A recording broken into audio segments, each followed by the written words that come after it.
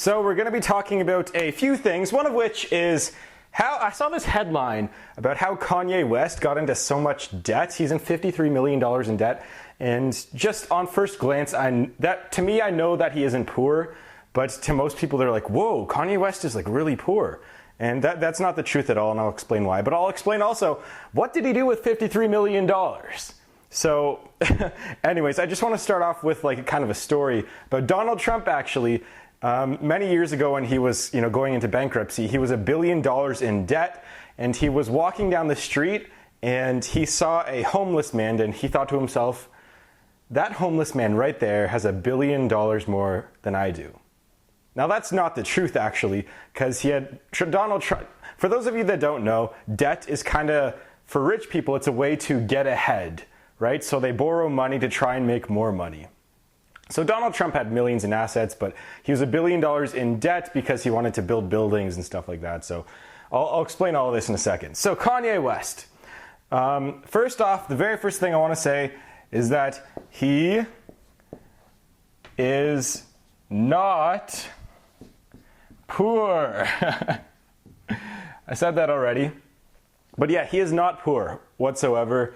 He makes $25 to $35 million a year, as I checked.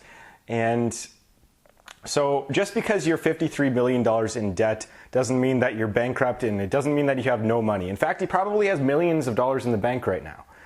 But so what did he do to spend that $53 million and all that? So it all started in 2009. So 2009, he launched this clothing company called Pastel.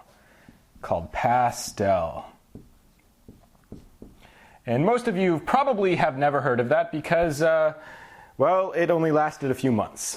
But that venture alone, creating that clothing line, somehow he spent millions of dollars trying to make the clothing line, and it barely got into stores. And for me, as someone who, can sell stuff online for free, or for essentially free. If you go to, actually, there's this store called Zazzle, and you can just make your own t-shirts and stuff online and sell them, and you don't have to do anything. But I know Kanye is a little bit different, so. So he launched this company called Pastel. It cost him millions of dollars. It bubbled in months, right? In months. So he's like, okay, well, I tried that clothing line once. Let's try it again. So in 2011, he tried to launch women's clothing wear called Kanye West. Oh my God. So yeah, he tried to launch a women's wear clothing line, which didn't turn out too well for him. I don't even know if it didn't make it into stores. Yeah, it never went into the stores, and it cost him $20 to $30 million to set that up. How do you spend that much money on something that doesn't make it into a store? That's what I don't get. That is so frustrating to me. I hear there's the story of Damon John. He's the guy on Shark Tank. He created the company Fubu, which is a big clothing line, right? And so he created this company worth hundreds and hundreds of millions of dollars, if not billions of dollars. And he started it with, I think it was $10. He started making hats. He had $10 and he made the hats himself, and he made $800 a day doing that. And then he took an investment of $100,000 and eventually scaled up, and he made this brand worth hundreds of millions of dollars. So the fact that Kanye had a budget of 30 times that, if not more, on a clothing line, and he also has the millions of Twitter followers, which Damon John didn't have. What I could do with millions of Twitter followers and $30 million. I guess Kanye's business sense for the clothing lines are not that good, right? So anyways, he launched that women's wear, didn't even make it to stores. He lost $30 million because of that. And so he's just like, you know what, I failed twice at clothing lines. Let's make another clothing line, right? So this one, he had a deal with Nike or something. But this one is still out right now, and it's called the Yeezy brand. So I think it's spelled like this, Yeezy.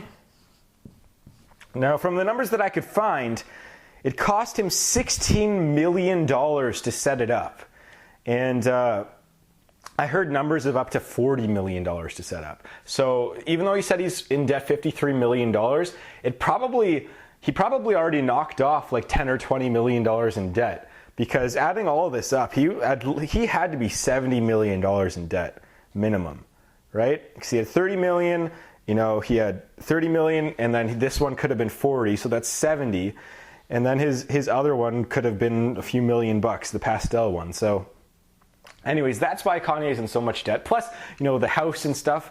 He has a house, which they had to sell recently, him and Kim. They had to sell their house for a few $1,000,000 under their asking price, because they must have been motivated sellers, because Kanye is in a lot of debt. So, I don't know, I understand what he wants to do. He wants to make a clothing line and stuff like that. That's his passion, and along with music, I guess. But, 3 times you've spent millions of dollars trying to launch your own brand and it hasn't worked out. You got to try something else, right? You got to, whether it's a different business model or a different entire, sector of business, you got to try something else. So anyways, one last thing, which I thought was which really bothered me. So to try and market all of his products, he would spend millions of dollars trying to rent out arenas. Okay, so he would rent out arenas. I'm going to rent out a room there. But yeah, arenas. He would spend millions of dollars trying to rent out arenas like Madison Square Garden and stuff like that for fashion shows. For fashion shows. Seriously, that's not how you market a product. That's not how you market a product. You can do it online. For $1,000, you probably could have sold more stuff online. Well, maybe not 1,000, tens of thousands. But he could have sold more, but I don't understand his business decisions. So that's how he got into $53 million in debt. If you include other things like, buying, he said in his other tweets, like he bought fur coats for his family and stuff, and just really, and the houses and credit card debt and car debt. But these are the big ones. These failed business ventures has probably cost him, more than $53 million just from these 3 big ones. The 2009 pastel, the 2011 women's wear, and the Yeezys, which is still pulling in money. Saying that, so he is not poor. I want to say that one more time. He is not poor. He's bringing in $25 to $35 million a year. This debt's all going to get paid off in the next few years if he doesn't do anything stupid like he has done in the past 5 years, 6 years, I guess 7. So anyways, that's what I wanted to cover for the Kanye stuff. When people think of, oh, he's $53 million in debt, they immediately think that he's poor, but he is not. He is not at all. It's just he owes the bank a lot of money. That's what it means. And he's going to pay it off over years and years and years. So anyways, that is the Kanye West part. I want to talk about one more random thing which I saw online about Silicon Valley. So we're going to start that in a second. But yeah, what do you think about Kanye West's debt and stuff like that? I know it's I don't usually talk about celebrity stuff, I guess. I usually talk about politics and economics and stuff. What do you think about Kanye West's debt? Matt, what would you do if you had 50? Do you think that you could make one business succeed if you had, 10 million Twitter followers and $53 million budget? And what would you do with it? How would you start a business if you had $53 million?